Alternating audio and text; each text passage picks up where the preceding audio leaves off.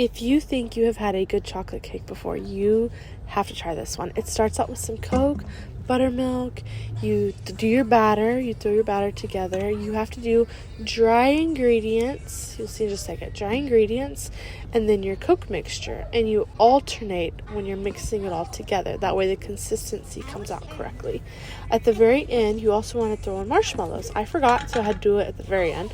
But you do your frosting on a skillet, and it is just powdered sugar, drizzle it on top, cut it up, pour a glass of milk, and enjoy every single bite.